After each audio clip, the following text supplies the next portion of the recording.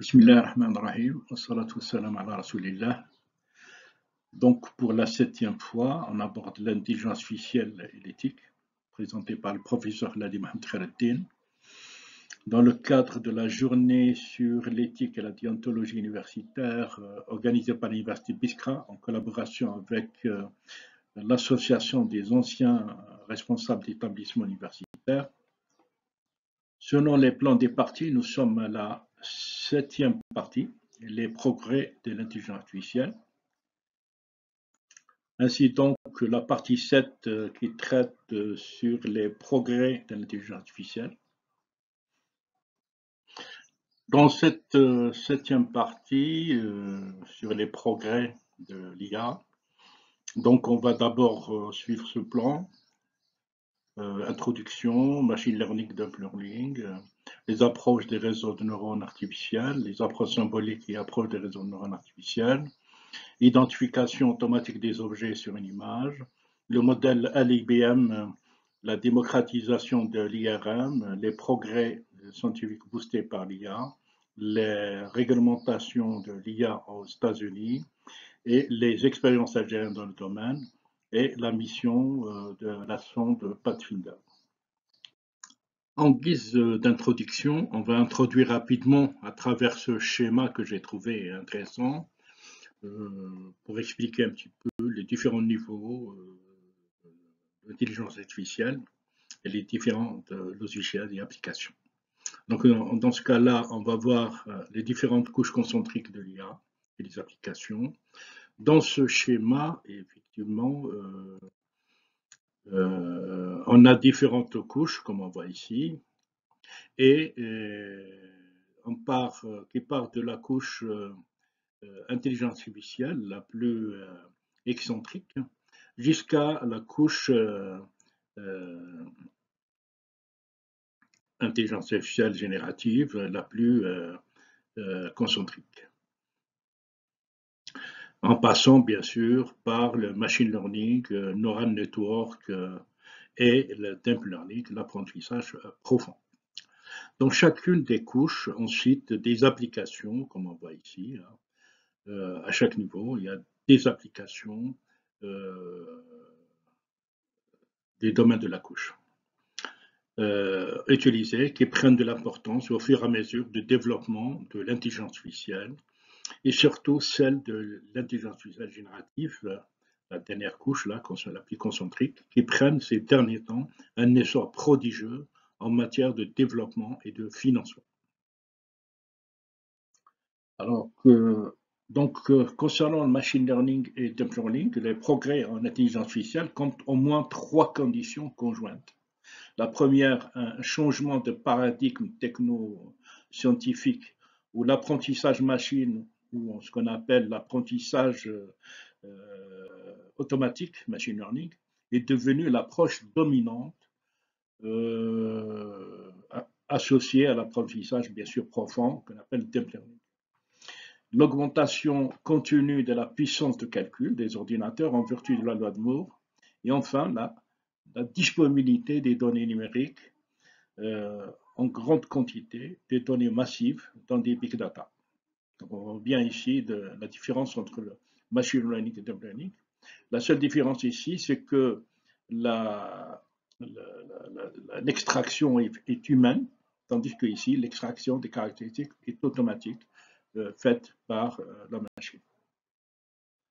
L'approche ayant permis les avancées récentes relève d'un projet visant à permettre aux ordinateurs d'apprendre de façon automatique et s'appuie sur un modèle qui consiste à voir les algorithmes d'IA comme des réseaux de neurones artificiels s'inspirant vaguement du fonctionnement neuronal du cerveau humain. Cette approche, d'abord élaborée dans les années 40-50, disons 35-40 et 45-50, exigeait à la fois des ordinateurs très puissants et l'accès à de larges jeux de données d'entraînement pour déployer tout son potentiel. Malheureusement, à ces époques-là, on n'a pas ces moyens-là, d'où l'engouement dernièrement avec ces techniques. Concernant l'approche symbolique qui est l'approche des réseaux de neurones artificiels, contrairement à l'approche classique, dite symbolique, en IA, qui misait sur l'application par un programme informatique de commandes et de règles logiques à des situations particulières, l'apprentissage automatique cherche à permettre à l'algorithme d'apprendre par lui-même à partir des exemples qui lui sont présentés. Donc un réseau de neurones artificiels consacré à la reconnaissance visuelle peut ainsi parvenir à reconnaître correctement de façon inductive et sans connaissance préalable un chien ou un chat sur une photo après un entraînement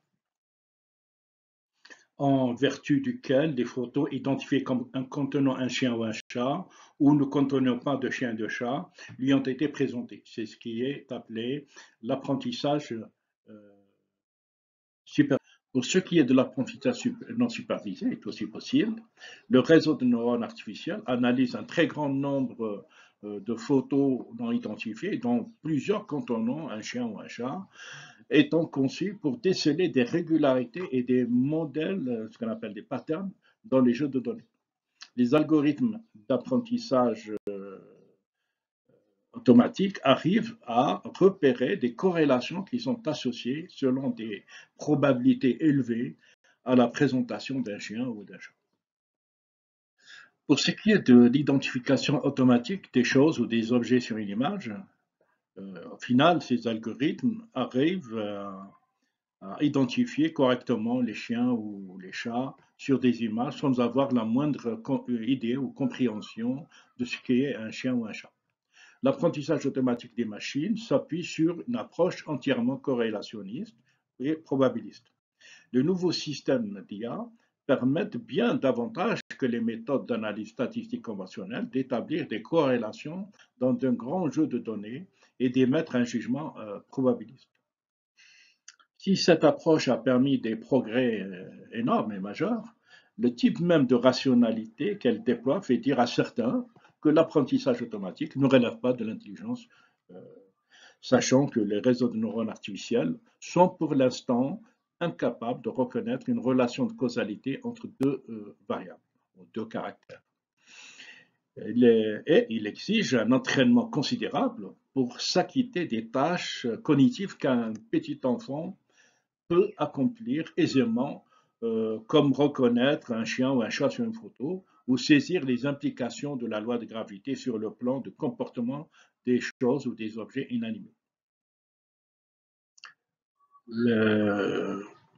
Une équipe de chercheurs du MIT, Massachusetts Institute of Technology, et de l'Université de Washington a développé un modèle d'intelligence artificielle inédit baptisé LIBM, Latent Inference Budget Model. Il s'agit d'une intelligence artificielle capable de prédire avec précision le comportement humain. Son principe de fonctionnement découle de l'idée que nos décisions dérivent des paramètres calculables et ne sont pas toujours spontanées et naturelles que l'on croit. Des chercheurs ont mis au point un système d'intelligence artificielle capable de détecter le cancer du sein avec une précision comparable à celle des radiologues humains. En ce qui concerne la démocratisation de l'IRM, l'IA pourrait favoriser la démocratisation des appareils d'IRM grâce à une équipe de chercheurs de l'Université de Hong Kong est parvenue à construire un appareil d'IRM simplifié de faible puissance utilisant du matériel disponible dans le commerce pour un coût de l'ordre de 22 000 $, alors que les IRM actuels coûtent une dizaine de millions de dollars. Pour les pays pauvres en Afrique, on a un appareil d'IRM pour 1 million d'habitants, alors que pour les pays occidentaux, on a 1000 appareils pour 1 million d'habitants. Où est l'éthique d'égalité entre les humains de la Terre? Concernant les progrès scientifiques boostés par l'IA, en 2022, les modèles d'intelligence artificielle ont été utilisés pour faciliter les simulations sur la fusion de l'hydrogène, améliorer l'efficacité de la gestion énergétique et pour générer de nouveaux anticorps, etc. En 2023, a vu le lancement d'applications d'IA ouvrant une ère nouvelle dans la recherche. Le rapport cite notamment AlphaDev, qui optimise l'efficacité des trigonométriques, GNOME, qui facilite le processus de découverte des matériaux et a le potentiel de transformer divers secteurs technologiques, tous deux développés par Google DeepMind. Pour ce qui est des premières réglementations sur l'IA, surtout aux États-Unis, l'intelligence artificielle de plus en plus réglementée aux USA, l'Institut d'intelligence artificielle centré sur l'humain de l'Université de Stanford, HAI, situé en Californie, s'est intéressé à l'encadrement de l'IA aux États-Unis. Il montre que le nombre de réglementations liées à l'IA aux États-Unis a considérablement augmenté au cours des 5 dernières années, passant de 1 en 2016 à 25 en 2023. Rien que l'année dernière, le nombre total de réglementations liées à l'IA a augmenté de 56,3%. On ne peut pas passer de l'IA et de l'éthique sans parler de l'Algérie, donc les expériences algériennes dans le domaine. D'autres avancées ont été réalisées dans le domaine de la chirurgie assistée par ordinateur, du développement des médicaments, ainsi que l'intelligence artificielle semble avoir le potentiel de révolutionner le domaine de la santé et d'améliorer la vie des millions de personnes.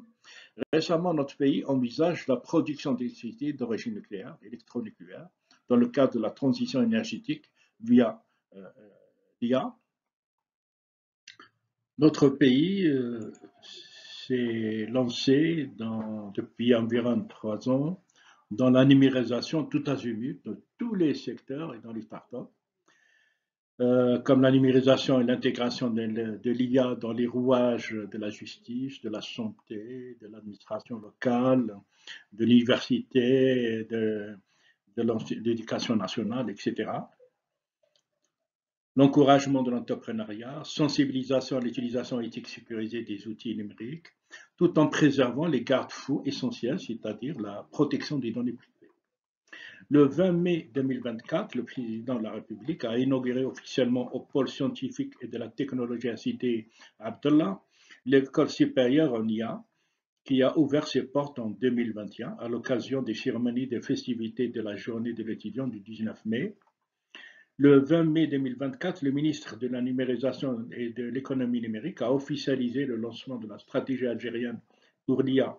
Cela vise à placer l'Algérie parmi les acteurs majeurs du domaine en Afrique et dans le monde arabe, en capitalisant sur le potentiel immense de cette technologie révolutionnaire.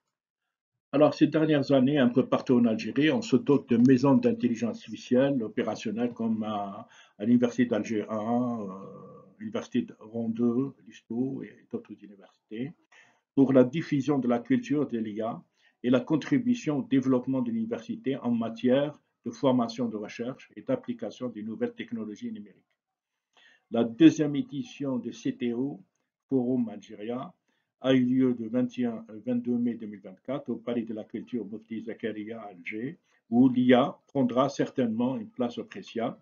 C'est la rencontre des grandes communautés des responsables d'éthique en Algérie, sous la houlette du ministère d'éthique de la Poste et du ministère de la numérisation et de l'économie numérique. Tous ces progrès, certes, sont très importants pour l'humanité, et surtout pour nous en Algérie, mais certainement, ils vont poser à un moment ou à un autre des soucis d'ordre éthique et de déontologie. En ce qui concerne les missions des sondes spatiales, nous allons nous intéresser bien sûr à la mission Pathfinder.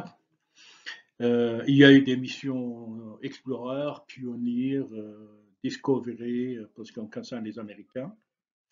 Mais on va parler de Pathfinder uniquement, c'est une sonde martienne, arrivée sur Mars le 4 juillet 1997.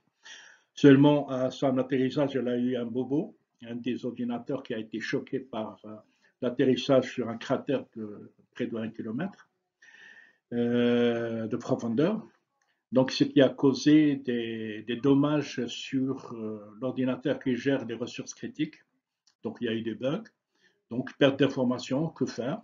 Heureusement, grâce à l'intelligence artificielle embarquée et à l'ingéniosité de la NASA, a réussi à réparer les bugs à distance après quelques mois. Bien sûr, il y a eu des missions russes, Luna, sur la Lune, Luna Corporation américaine sur le